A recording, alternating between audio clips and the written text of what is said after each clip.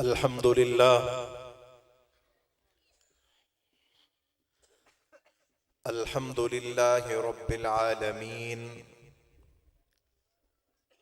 والصلاة والسلام على سيد الأنبياء والمرسلين وعلى آله وأصحابه ومن تبعهم أجمعين. أما بعد فأعوذ بالله من الشيطان الرجيم. بسم الله الرحمن الرحيم. قال الله تعالى في القرآن المجيد والفرقان الحميد: الله لا إله إلا هو الحي القيوم لا تأخذه سنة ولا نوم له ما في السماوات وما في الأرض. قال الله تعالى في موضع آخر: محمد رسول الله والذين معه أشداء على الكفار رحماء بينهم. قال الله تعالى في موضع آخر: رضي الله عنهم ورضوا عنه. قال النبي صلى الله عليه وسلم: أحب الله لأنه يرزقه. قال النبي صلى الله عليه وسلم: لا تسبوا أصحابي فإنهم خياركم. صدق الله العظيم وصدق رسوله النبي الكريم، ونحن على ذلك من الشاهدين والشاكرين، والحمد لله رب العالمين. تمامی احباب ذوق اور شوق سے درود شریف پڑھنے کی سعادت حاصل کریں. اللہم صلی علی سیدنا مولانا محمد وعلی آل محمد کما صلیت علی ابراہیم وعلی آل ابراہیم انک حمید مجید. اللہم بارک علی محمد وعلی آل محمد کما بارکت علی ابراہیم وعلی آل ابراہیم انک حمید مجید. حضور آئے تو سر آفرینش پا گئی دنیا. یہ جتنے چھوٹے بچے بیٹھے ہیں جن کی داڑھی نہیں ہے ہاتھ کھڑا کریں بھائی. اب صرف آپ نے سبحان اللہ کہنی، ٹھیک ہے؟ حضور آئے تو سر آفرینش پا گئی دنیا. اب جو حضرات بڑے ہیں ان کے علاوہ اب وہ سبحان اللہ کہیں گے. حضور آئے تو سر آفرینش پا گئی دنیا. مجھے لگتا بچے جیتے ہیں، اب سب مل کے کہیں گے جی. حضور آئے تو سر آفرینش پا گئی دنیا. اندھیروں سے نکل کر روشنی میں آ گئی دنیا. ستے چہروں سے زنگ اترا، بجھے چہروں پہ نور آیا. حضور آئے تو انسانوں کو جینے کا شعور آیا. اس محسن اعظم نے آ کر کیا کیا نہ دیا انسانوں کو. دستور دیا، منشور دیا، کچھ راہیں دیں، کچھ موڑ دیے. ہو کروڑوں درود اس آقا پر، بت لاکھوں جس نے توڑ دیے. لوگوں کو دیا پیغام سکون اور طوفانوں کے رخ موڑ دیے. سب نبی اچھے، خلیل اچھا، کلیم اچھا ہے، لیکن ان سب میں وہ مکہ کا یتیم اچھا ہے. خوف و دہشت کی علامت تھا جہاں کا ماضی. مرحبا آپ جو آئے ہیں تو اب حال اچھا ہے. لوگ کہتے ہیں کہ چاند ہے بہت حسین، اور چاند یہ کہتا ہے کہ محمد کا جمال اچھا ہے۔ ابو بکر و عمر عثمان و حیدر ہے پیارے، یہ میرے محمد کا کمایا ہوا مال اچھا ہے۔ ترک بزرگوں کی روایت نہ کروں گا، ترک بزرگوں کی روایت نہ کروں گا، ابو بکر کے دشمن سے رعایت نہ کروں گا۔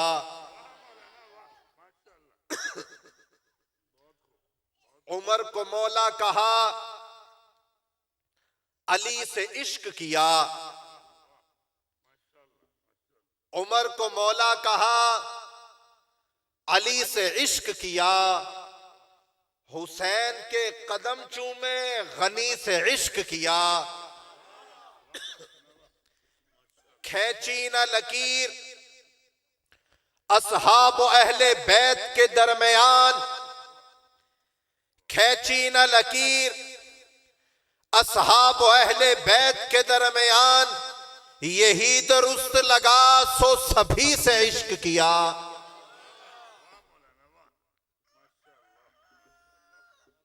قدر پانی دا مچھلی جانے یا جانے مرغابی، قدر پانی دا مچھلی جانے یا جانے مرغابی، قدر نبی دا اللہ جانے یا جانے اصحابی۔ قدر پانی دا مچھلی جانے یا جانے مرغابی، قدر نبی دا اللہ جانے یا جانے اصحابی، قدر نبی دا اے کی جانن دنیا دار کمینے، قدر نبی دا جانن والے سو گئے وچ مدینے۔ سامعین ذی وقار، معززین علاقہ، حاضرین مجلس، اسٹیج پر موجود بزرگان دین، عزیزان ملت، نظریہ حق نواز سے منسلک میرے ہم مشن، ہم سفر، ساتھیوں، دوستوں، بزرگوں، اللہ رب العزت کی توفیق اور فضل سے، بزرگوں کی محبت سے آپ حضرات سے دوبارہ ملاقات کرنے کا موقع ملا ہے۔ دعا ہے خالق لم یزل حق سچ کہنے کی توفیق عطا فرمائے۔ پہلے بھی ملاقات ہوئی تھی تو نسبت ابو بکر صدیق کی تھی، آج دوبارہ ملاقات ہو رہی ہے تو نسبت ابو بکر صدیق کی ہے۔ دعا ہے کہ خالق لم یزل ابو بکر صدیق کے در پر پہرا دیتے دیتے مر جانے کی توفیق عطا فرمائے۔ سامعین ذی وقار، رب العالمین کا بڑا فضل اور بڑا کرم ہے کہ رب العالمین نے ہمیں مسلمانوں کے گھروں میں پیدا کیا۔ رب العالمین کا بڑا فضل اور بڑا کرم ہے کہ رب العالمین نے ہمیں اچھے لوگ عطا کیے۔ رب العالمین کا بڑا فضل اور بڑا کرم ہے کہ رب العالمین نے آپ کو ایسے خاندان کے بڑے عطا کیے جو یہ کہتے ہیں کہ زندگی تو گزر ہی جانی ہے، لیکن زندگی وہی ہے جو ختم نبوت کے لیے گزر جائے۔ رب العالمین کا بڑا فضل اور بڑا کرم ہے کہ رب العالمین نے ایسے لوگوں کا ساتھ نصیب کیا ہے جو یہ کہتے ہیں لہو تو گر جائے، بندہ تو دنیا سے چلا جائے، لیکن پہرا پھر بھی جاری رہے گا۔ اپنے بندوں کا لہو دیکھ کے جو پھر بھی عائشہ کی دوپٹے کے لیے کھڑا ہو جائے، بندہ نسلی وہی ہے۔ رب العالمین کا بڑا فضل اور بڑا کرم ہے کہ رب العالمین نے ایسے لوگوں کا ساتھ نصیب کیا جو رات کے اس پہر میں سردی کے عالم میں بھی بیٹھیں، رات کے اس پہر میں اپنے گرم بستر کو بھی چھوڑ دیں، رات کے اس پہر میں اپنے بچوں کو بھی ساتھ لے آئیں۔ اور بات کیا ہے کہ رات کے اس پہر میں ہم بات سنیں گے تو نبی کے گھر میں پلنے والی فاطمہ کی بات سنیں گے۔ رات کے اس بہر میں اگر ہم یہاں پہ اکٹھے ہوئے ہیں تو اکٹھے ہونے کی وجہ کوئی اور نہیں ہے، اگر کوئی وجہ ہے تو وہ ایک ہی ہے، وہ حبشے کے کالے بلال کی نسبت ہے۔ سامعین ذی وقار، رب العالمین کا بڑا فضل اور بڑا کرم ہے کہ رب العالمین نے مجھے اور آپ کو دین کی نسبت سے اکٹھا کیا۔ رب العالمین کا بڑا شکر ہے اور میں ہر بات پہ شکر ادا کرتا ہی چلا جاؤں گا۔ کیونکہ ہم نے سیکھا ہی یہی ہے، قرآن سے پڑھا ہی یہی ہے، لَإِن شَكَرْتُمْ لَأَزِيدَنَّكُمْ، تم کسی نعمت پہ شکر ادا کرو رب اس کو بڑھا دے گا۔ آپ اپنے بزرگوں کے نیک ہونے پہ شکر ادا کرو، رب اس نیکی کو آپ کی نسلوں میں عطا کر دے گا۔ آپ اپنی جوانی پہ شکر ادا کرو، رب اس جوانی میں برکت عطا کر دے گا۔ رات کے اس پہر میں بیٹھنا، دین کی نسبت سے بیٹھنا، دین کی بات سننے کے لیے بیٹھنا، ختم نبوت کے تذکرے سننے کے لیے بیٹھنا، رب کی توحید کے ترانے سننے کے لیے بیٹھنا، ابو بکر و عمر عثمان و علی کے تذکرے سننے کے لیے بیٹھنا، پھر اس پہ شکر ادا کرنا، رب ان تذکروں کو بھی آپ کی نسلوں میں جاری کر دے گا۔ سامعین ذی وقار، رات تو اس کی بھی گزر گئی جو نرم بستر پہ آرام کر رہا ہے، رات تو اس کی بھی گزر گئی جو آخر میں بیٹھا ہوا ٹھنڈ میں اپنے جسم کے اوپر برداشت کر رہا ہے، رات تو گزر ہی جانی ہے، لیکن کل حشر کو پتا چلے گا کہ رات کس کی بہتر گزری تھی۔ جو بستر پہ سویا تھا رات اس کی بہتر گزری تھی، جو نبی کے یاروں کے لیے اپنے بستر کو چھوڑ کے آیا تھا، محفل کو سجایا تھا، رات اس کی بہتر گزری ہے۔ پتا تب چلے گا جب حوض کوثر پہ لینے لگی ہوئی ہوگی، پتا تب چلے گا جب پیاس کی وجہ سے زبانیں باہر نکلی ہوئی ہوگی، پتا تب چلے گا جب سورج سوا نیزے پہ آ چکا ہوگا، پتا تب چلے گا جب زمین اکڑ چکی ہوگی، لیکن تب اس بات کا مل پڑ جائے گا، تب اس بات کا پتا چل جائے گا۔ رات کو جانا، بات کرنا، مخالفوں کی بات کو سہنا، لہو ٹپکتے ہوئے بھی ذمہ داری کو نبھانا، جان کے خطرے ہونے کے باوجود بھی سفروں کو کرنا، بچوں سے دور رہنا، پتا تب چلے گا جب سورج سوانے سے پہ ہوگا۔ محمد کریم غلاموں کو دیکھ کے بتا دیں گے، آنے دیا جائے، حوض کوثر نصیب کیا جائے۔ مل تب پڑے گا جب عائشہ کا باپ ابو بکر حوض کوثر پہ بلا کے محمد کے ہاتھ سے جام کوثر عطا کرے گا۔ نعرہ تکبیر، شان رسالت، شان صحابہ، مصطفیٰ کے ہم سفر، مصطفیٰ کے ہم سفر، نعرہ تکبیر۔ سامعین ذی وقار، آپ علیہ السلام کے ایک صحابی ہیں، ان کا نام ہے حارث۔ کیا نام ہے بھائی؟ کیا نام ہے بھائی؟ نام یاد کر کے جائے۔ آپ علیہ السلام نے 8 ہجری میں اس صحابی کو بھیجا، یہ صحابی حضور کا خط لے کے گیا ہے۔ آپ علیہ السلام نے شام کے بادشاہ کے لیے اس صحابی کو خط دے کے بھیجے ہیں۔ یہ صحابی گیا، صحابی کہتے ہیں میں خط لے کے گیا، حضور نے بادشاہ کے لیے بھی خط بھیجا، گورنر کے لیے بھی بھیجا، کہتے ہیں میں شراجیل کے پاس پہنچا، یہ موتا کا گورنر ہے، شام میں رہتا ہے، کہتے ہیں میں وہاں پر پہنچنا تھا، میں نے اس کو رسول اللہ کا خط دیا، خط لینا تھا، اس نے خط کو بھی دیکھا، مجھے بھی دیکھا، خط کو پھاڑ دیا، مجھے شہید کر دیا گیا۔ کہا یہ اطلاع رسول اللہ تک پہنچی۔ آپ علیہ السلام نے وہاں سے لشکر کو روانہ کیا۔ لشکر کی تعداد کتنی ہے؟ بعض حضرات کہتے ہیں 2000 ہے، بعض کہتے ہیں 3000 ہے۔ 3000 کا لشکر مدینہ سے نکلا ہے۔ آپ علیہ السلام نے لشکر کا امیر بنایا زید بن حارثہ کو، کہا زید بن حارثہ شہید ہو جائے۔ لشکر کا دوسرا امیر جعفر ہے، وہ بھی شہید ہو جائے۔ تیسرے امیر عبداللہ بن رواحہ ہے۔ لشکر نکل رہا ہے، رسول اللہ ساتھ چل رہے ہیں، لشکر کو نصیحت کرتے جا رہے ہیں۔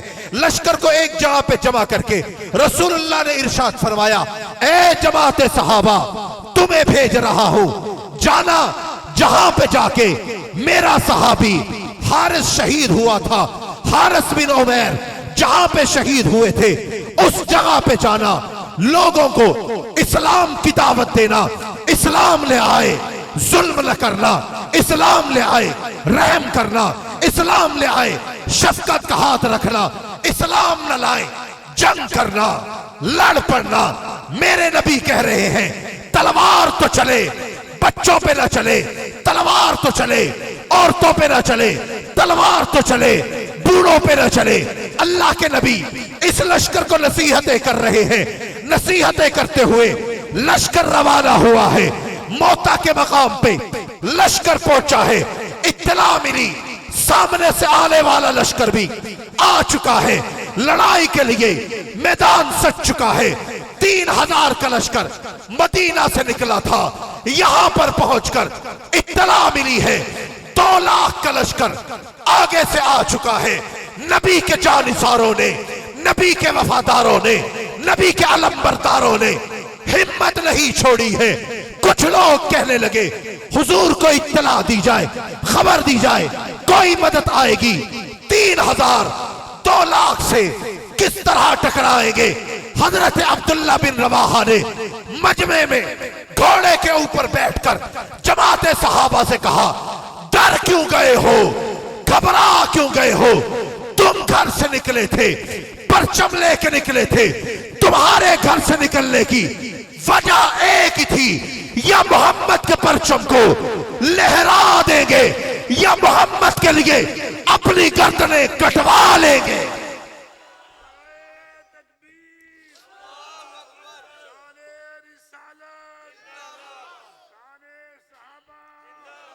سامعین اسی وقار 3000 2 لاکھ۔ میں نے اور جگہ بھی اس حوالے کو اور اس بیان کو بیان کیا۔ میں جب بھی کتابوں کا رخ کروں تو پھر کتابوں سے اس واقعے کو اور تفصیل سے لوں، مجھے ہر دفعہ وہ غیرت نظر آتی ہے جو جماعت صحابہ نے اپنے مٹھی بھر لوگ لے کے گئے، اور لے کے جانے کے بعد روم جو اس وقت سپر پاور تھا ان سے ٹکرا گئے۔ آپ علیہ السلام مدینہ میں بیٹھ کر صحابہ کرام کو فرما رہے ہیں، اللہ نے میرے سامنے سے پردوں کو ہٹا دیا۔ محمد مدینہ میں بیٹھ کر اپنے صحابہ کو موتا کے مقام پر لڑتا ہوا دیکھ رہا ہے، اور حضور ارشاد فرما رہے ہیں، میں نے جس کو امیر بنایا، سفید رنگ کا پرچم جس زید کے ہاتھ میں تھمایا، وہ زید لڑ رہا ہے، آگے بڑھ رہا ہے۔ یہ زید کون ہے جو رسول اللہ کے گھر میں رہا؟ یہ زید کون ہے جو 8 سال کی عمر میں ماں سے جدا ہو گیا، قافلے پہ حملہ ہوا، ماں سے بچے کو اغوا کر لیا گیا، بچے کو بیچا گیا، بکتا بکتا غلام بن کر مدینہ میں آ گیا، مکہ میں آ گیا، رسول اللہ کے گھر کا مہمان بن گیا۔ یہ زید کون ہے؟ حضرت زید کہتے ہیں میں طائف میں گیا، طائف میں جا کر میں نے ایک خچر کو کرائے پہ لیا، میں اس پہ سوار ہوا، خچر کا مالک مجھے کہتا ہے مجھے اپنے ساتھ سوار کر وہاں تک لے جا۔ حضرت زید کہتے میں نے اس کو ساتھ بٹھایا، جنگل میں جا کر اس شخص نے کہا مجھے اتار دے، کہا میں اتارنے لگا، اس نے تلوار نکالی، کہا زید تیری گردن کو اتاروں گا، تیرے مال کو لے لوں گا، دولت کو لے لوں گا۔ میں نے کہا 2 نفل پڑھنے دے، کہا پڑھ لے، دیکھ تیرے نفل تجھے کتنا کام دیتے ہیں۔ حضرت زید کہتے میں نے 2 نفل پڑھے، 2 نفل پڑھنے کے بعد میں نے ہاتھوں کو اٹھایا، وہ شخص تلوار لے کے آگے بڑھا۔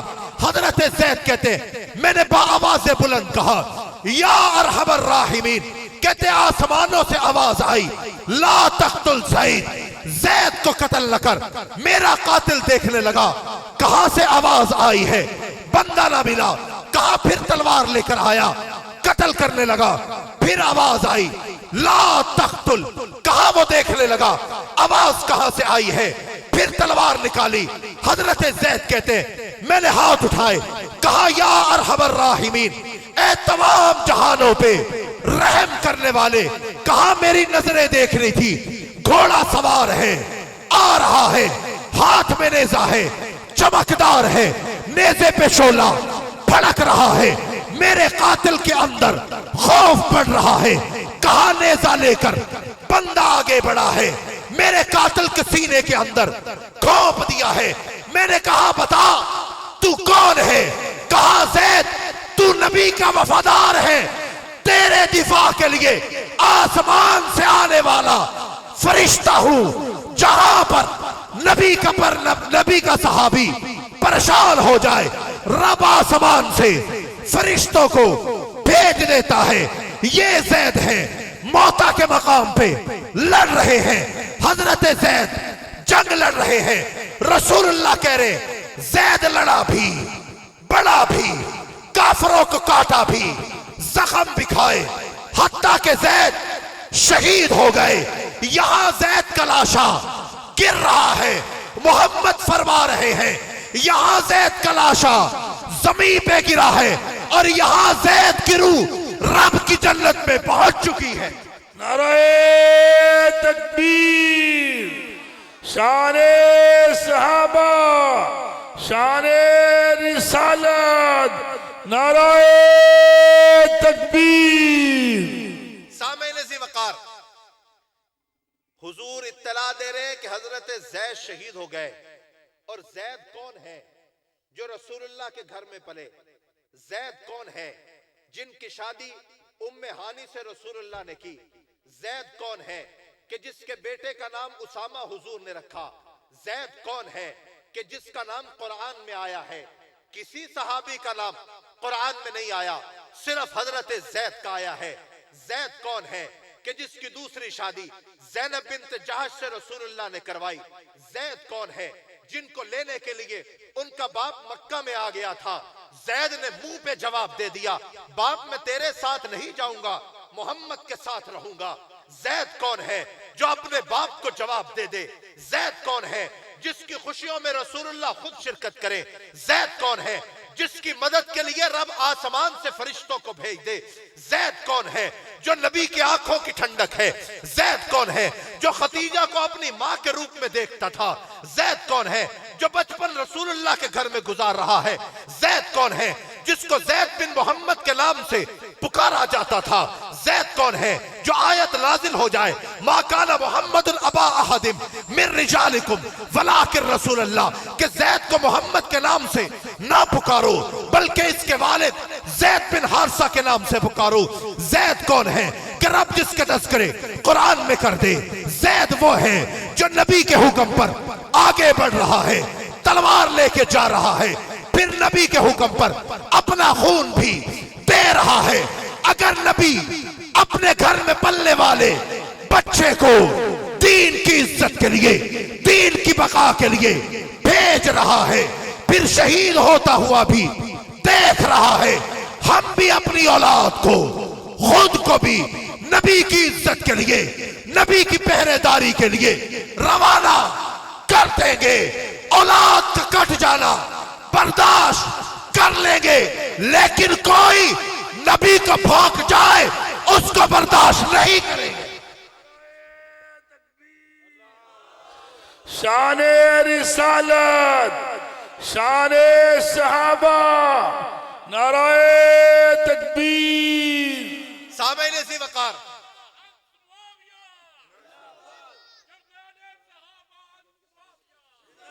सामईन ज़ी वक़ार, हुजूर ने ग़ज़वा-ए मौता के 3 अमीर बनाए। कितने भाई? कितने भाई? पहले हजरत ज़ैद बिन हारिस, ये शहीद हो गए, हुजूर ने फरमाया ये शहीद हो जाए। दूसरे अमीर जाफर बिन अबी तालिब, ये भी शहीद हो जाए।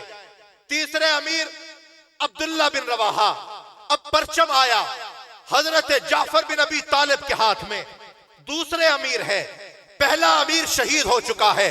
हजरत जाफर कहते हैं परचम मेरे दाएं हाथ में था, मेरे दाएं हाथ को ज़र्ब लगी, मेरा हाथ कट गया, परचम मैंने बाएं हाथ में पकड़ा, मेरा बायां हाथ भी कट गया।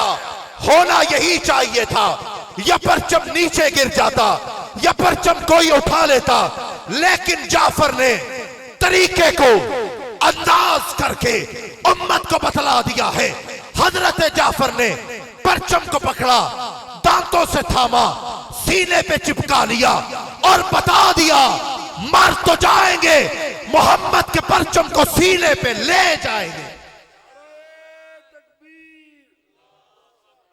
शाने रिसालत, मौलाना अनस आजम तारक साहेब।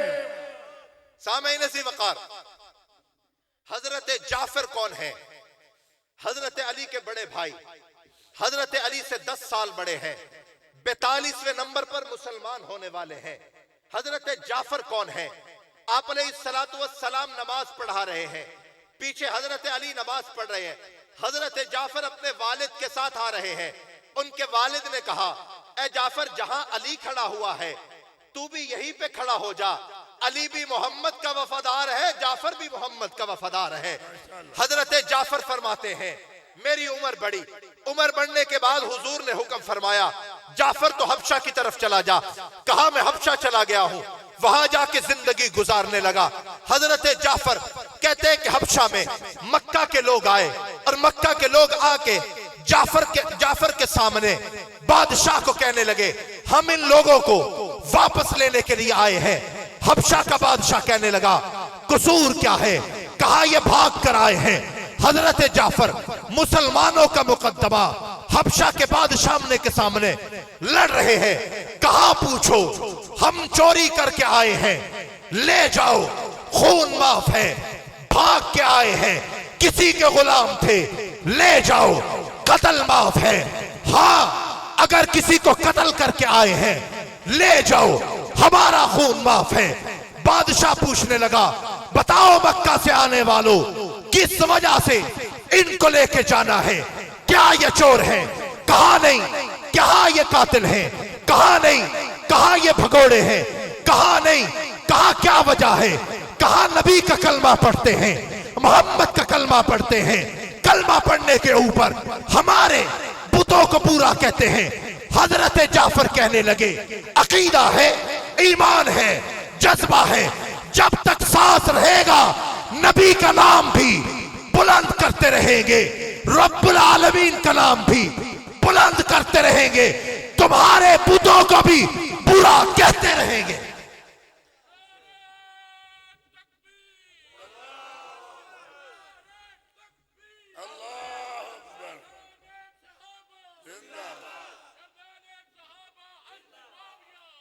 سامعین ذی وقار, یہ ہے حضرت جعفر جو علی کے بڑے بھائی ہیں. یہ ہے جعفر جو 42ویں نمبر پہ مسلمان ہوئے. یہ ہے جعفر جو رسول اللہ کے پیچھے نماز پڑھے. یہ ہے جعفر جو حبشہ میں ہجرت کریں. یہ ہے جعفر جو حبشہ کی ہجرت میں مسلمانوں کا مقدمہ بادشاہ سے لڑے. یہ ہے جعفر جو مدینہ واپس آئے تو رسول اللہ ماتھے پہ پیشانی دے. یہ ہے جعفر جن کو رسول اللہ کے صحابی کہیں اے جعفر تیری صورت بھی محمد جیسی ہے, تیری سیرت بھی محمد جیسی ہے. آج جعفر موتا کے مقام پر لڑ رہا ہے, خون بہ رہا ہے, بازو کٹ رہے ہیں, سینے پہ زخم کھا رہا ہے. رسول اللہ نے مدینہ میں بیٹھ کر یہ منظر دیکھ کے ارشاد فرمایا جعفر لڑا بھی, آگے بڑھا بھی, دشمنوں کے سر کاٹے بھی. جعفر کا دایاں بازو کٹا, بایاں کٹا. جعفر شہید ہو گیا ہے, جنت میں پہنچ گیا ہے. محمد اپنی نگاہوں سے دیکھ رہا ہے جعفر کو رب نے بازوؤں کے بدلے جنت میں فرشتوں کے پر عطا کر دیے ہیں. اور جعفر جنت کی سیر کر رہا ہے. 2 امیر شہید ہوئے, اب تیسرا امیر حضرت عبداللہ بن رواحہ. حضرت عبداللہ بن رواحہ 3 دن سے بھوکے ہیں. کتنے بھائی؟ 3 دن سے بھوکے. ان کے ایک کزن نے, رشتہ دار نے ان کو ایک گوشت کا ٹکڑا دیا. کہا عبداللہ جنگ میں ہو, 3000 کا لشکر ہے, سامنے 2 لاکھ ہے, کچھ تو کھا لے, تیرے کندھوں کے اوپر اب امیرتے ہیں. حضرت جعفر کے شہید ہونے کے بعد عبداللہ بن رواحہ نے پرچم اٹھایا, آگے بڑھ گئے, حتیٰ کہ شہید ہو گئے. 3 امیر رسول اللہ نے بنائے تھے, تینوں ہی شہید ہو گئے. اب باری آئی مسلمانوں کے مشورے کی, اب کس کو امیر بنایا جائے. نام آیا اب امیر کوئی اور نہیں بنے گا بلکہ خالد بن ولید بنے گا.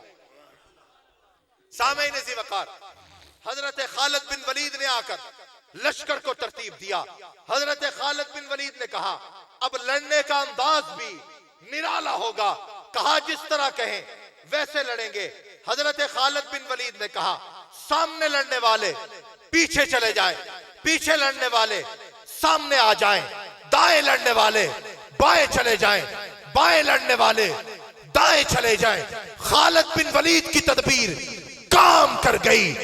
2,00,000 کے لشکر کے اوپر 3,000 کا روپ پڑ گیا.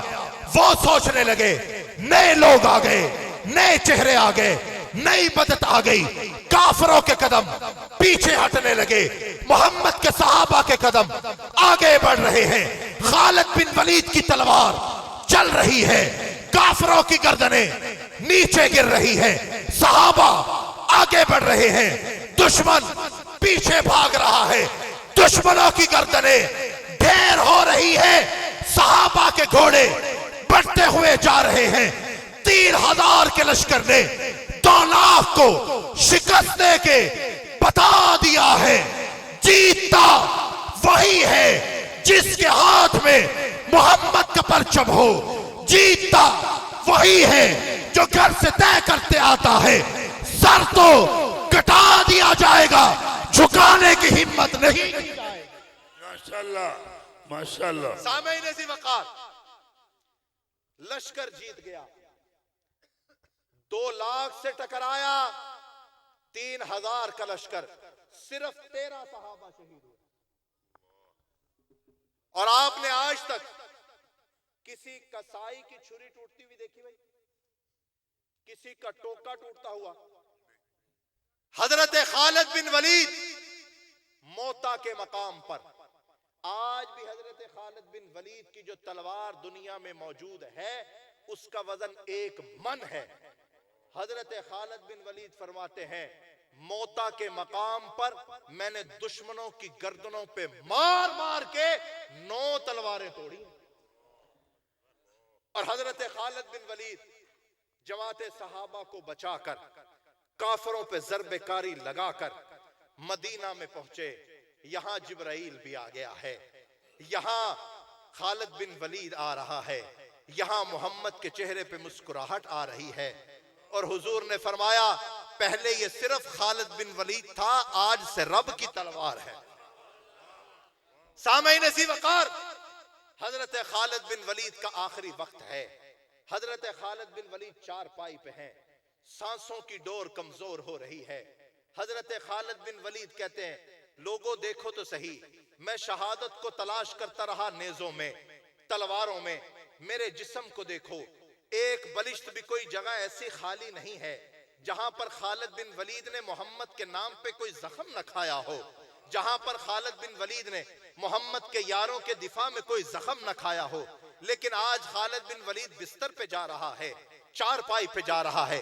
کسی نے کہا خالد بن ولید غم کیوں کر رہا ہے؟ جو رب کی تلوار ہو اس کو کوئی توڑ ہی نہیں سکتا ہے. آؤ لوگو, میں تمہیں ایک اور شخص دکھاتا ہوں جس کا زخم بھی چھلی تھا, جس کا بدن بھی چھلی تھا, جس کا سر بھی چھلی تھا, جس کے جسم کے اوپر بھی ایک بلشت ایسی جگہ خالی نہیں تھی جہاں پر اس نے زخم نہ کھایا ہو. کبھی اس نے زخم کھایا ہے تو لاہور کے بم دھماکوں میں کھایا, کبھی اس نے زخم کھایا ہے تو سرگودا میں راکٹ لانچر کے حملوں پہ کھایا, کبھی اس نے زخم کھایا ہے تو کراچی میں اغوا ہونے پر امام باڑوں پہ مارے جانے پہ کھایا, کبھی اس نے زخم کھایا ہے تو گھر میں گھس کر اس پر گولی مارے جانے پہ کھایا, کبھی اس نے زخم کھایا ہے تو پہاڑوں میں بمباری میں کھایا, کبھی اس نے زخم کھایا ہے تو ایوانوں میں جا کر درندوں کے ہاتھوں میں لگ کر, ایوانوں سے نکل کر عقوبت خانوں میں جا کر اس نے مار کھائی ہے. زخم چھلی تھا, بدن چھلی تھا, 114 زخم اس کے سینے پہ تھے, 42 گولیوں کے نشان اس کے جسم پہ تھے, راکٹ لانچر کے حملے کے نشان اس کے جسم پہ تھے, ڈنڈوں سے مارے جانے کے نشان اس کے جسم پہ تھے, زخم کا پھٹ جانا اس کے زخم پہ تھا. لیکن اس کے دل میں ایک ہی بات تھی, جسم چھلی کروایا جا سکتا ہے, بدن چھلی کروایا جا سکتا ہے. اعظم طارق عائشہ کے گستاخ کو مسلمان کہہ دے, ہو ہی نہیں سکتا ہے. نعرہ تکبیر, تاج و تخت ختم نبوت, تاج و تخت ختم نبوت, شہید اسلام مولانا محمد اعظم طارق. کراچی میں حملہ ہو جائے برداشت ہو سکتا ہے, کراچی میں بزرگ حضرات جو یہاں پر بیٹھے ہیں ان کو پتا ہوگا 70 کی دہائی میں بیت اللہ شریف کے اوپر حرم مکہ پہ ایرانیوں نے حملہ کیا، بیت اللہ شریف کے اوپر قبضہ کرنے کی کوشش کی۔ اس وقت پاکستان کی فوجیں یہاں سے گئی تھیں، جن لوگوں نے وہاں حملہ کرنے کی کوشش کی تھی ان کو پکڑا اور مارا میرے پاکستان کے فوجیوں نے تھا۔ اس وقت میں تمام دینی جماعتیں یہاں پر پرچم کے ذریعے، اشتہار کے ذریعے تحفظ حرمین کے حوالے سے پروگرام اور ریلیاں کر رہے تھے۔ اعظم طارق کراچی کے علاقے میں تحفظ حرمین کے حوالے سے اشتہاروں کو لگا رہا ہے۔ رات کا پہر ہے، لوگوں نے دیکھا یہ اشتہار لگا رہا ہے، ایران کے خلاف لوگوں کو بتا رہا ہے، ایران کی سازش لوگوں کو بتا رہا ہے، بیت اللہ کے خلاف لڑنے والوں کا لوگوں کو بتا رہا ہے۔ اعظم طارق کو اغوا کیا گیا، اغوا کرنے کے بعد تہ خانوں میں لے جا کر، امام باڑے میں لے جا کر مارتے رہے، پیٹتے رہے، حتیٰ کہ یہی سوچ لیا آج اس کو اعظم طارق کو یہی پہ ذبح کر دیتے ہیں۔ کہاں مارنے کی وجہ سے شور برپا ہوا، ڈنڈا لگنے کی وجہ سے شور برپا ہوا، پڑوسیوں نے پولیس کو بلایا، پولیس کے آنے پر اعظم طارق کی جان بچ گئی تھی، لیکن خون میں لت پت کپڑے گھر میں پہنچے تھے، خون میں لت پت جسم بھرا ہوا تھا، زخموں سے جسم چور تھا۔ 2 دن گزرے ہیں، اعظم طارق اسی کراچی میں تھا، اسی صدیق اکبر مسجد میں پہنچ کر پھر کفر کو بیان کر رہا تھا، پھر ابو بکر صدیق کی صداقت کو بیان کر رہا تھا، بتا رہا تھا جسم چھلی ہو جائے مسئلہ ہی کوئی نہیں، زخم ہو جائے مسئلہ ہی کوئی نہیں، مسئلہ ایک ہے، ملک پاکستان میں صحابہ کے تحفظ کا قانون بننا چاہیے، عائشہ کے تحفظ کا قانون بننا چاہیے۔ زندگی لٹائی جا سکتی ہے لیکن کوئی عائشہ پہ بھونک جائے برداشت نہیں کیا جا سکتا۔ نعرہ تکبیر! سارے جواب نہیں دے رہے۔ نعرہ تکبیر! حب صحابہ رحمت اللہ علیہ، حب صحابہ، بغض صحابہ، صحابہ کے دشمن پہ لعنت، بے شمار صحابہ کے دشمن پہ لعنت۔ دشمنان صحابہ کل بھی کافر تھے، آج بھی۔ سامعین ذی وقار، مولانا اعظم طارق شہید پہ لاہور سیشن کورٹ میں ایک حملہ ہوا، اور وہ کہتے ہیں کہ جب حملہ ہوا میں ایک دفعہ بے ہوش ہو گیا، بے ہوش ہونے کے بعد مجھے ہوش آئی، میں نے اٹھ کے دیکھا تو انسانی جسم درختوں پہ لٹک رہے تھے۔ کہا میں نے دیکھا کہ دھواں ہی دھواں تھا، کہا میرے ارد گرد اس وقت پولیس کے لوگ زیادہ تھے جو میری حفاظت کے لیے کھڑے تھے۔ میں نے دیکھا کہ کسی پولیس والے کا سر کہاں پڑا ہوا ہے، کسی پولیس والے کا ہاتھ کہاں پڑا ہوا ہے۔ مولانا اعظم طارق شہید کہتے ہیں میں دوبارہ لیٹ گیا، ساتھی آئے مجھے اٹھا کے لے گئے، ڈاکٹر یہ کہنے لگے کہ زخم زیادہ ہیں، بائیں ٹانگ کاٹنی پڑے گی۔ مولانا اعظم طارق شہید اپنی کتاب میں لکھتے ہیں نہیں بھائی، اگر رب نے میری ٹانگوں کو بچایا ہے وہ ان پہ کھڑا ضرور کرے گا۔ کہا دن گزر گئے، 2 دن گزرے تھے، میں رات کی تنہائی میں دیکھ رہا ہوں کہ مجھے پٹیوں سے لپیٹا گیا ہے، میرے ہاتھوں پہ بھی اور میری ٹانگوں پہ بھی پٹیاں ہیں، میرا ہونٹ بھی کٹ گیا ہے، میرے چہرے پہ بھی زخم آ گئے ہیں۔ کہا رات کی تنہائی میں میں اٹھا، رب سے دعا مانگی کہ ربا مجھے اپنی ٹانگوں پہ کھڑا کر دے۔ کہا سب سو گئے تھے، ڈاکٹر بھی جا چکے تھے، میں اٹھا ہوں، میں نے آرام سے قدموں کو ٹکایا، ٹکانے کے بعد میں اپنے قدموں پہ کھڑا ہوا۔ کہا 5 سیکنڈ کے لیے میرا کھڑا ہونا تھا لیکن دل میں اطمینان تھا کہ رب مجھے کھڑا ضرور کرے گا. کہا 10 سیکنڈ تک کا وقت گزرا ہے. میں بے ہوش ہو کے گر گیا. ڈاکٹر آ گئے, ساتھی اٹھ گئے, مجھے اٹھا کے ہسپتال کے بیڈ پہ لٹایا گیا. ڈاکٹر پریشان تھے, میں مسکرا رہا تھا.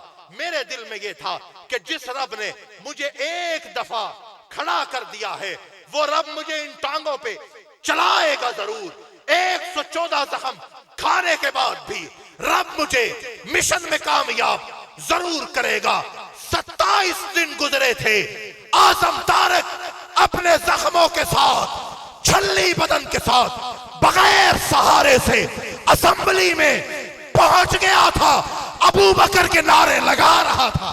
نعرہ تکبیر, نعرہ تکبیر.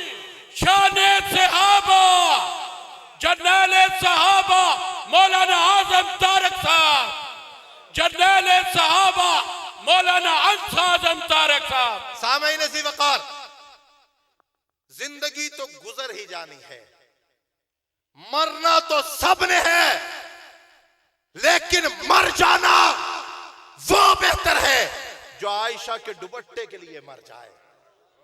مرنا تو ہے ہی ہے. اگر زندگی کا اختتام موت ہے تو اس موت پر ابو بکر کے نام پہ مر جانے کو ترجیح دیتے ہیں. بات ایک ہی ہے جو قائد حق نواز بتا گیا ہے, اپنی قبر کی تختی کے ذریعے مجھ کو سکھا رہا ہے. آخری دم تک وہ یہی کہتا رہا, فنا فی اللہ کی تہ میں بقا کا راز مضمر ہے. جسے مرنا نہیں آتا اسے جینا نہیں آتا.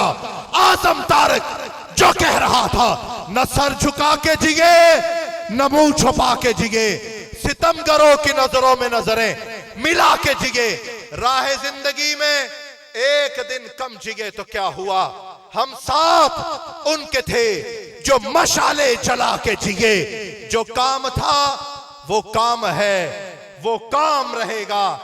میں مر کے بھی زندہ ہوں اے ظالم, تیرے سر پہ یہی الزام رہے گا.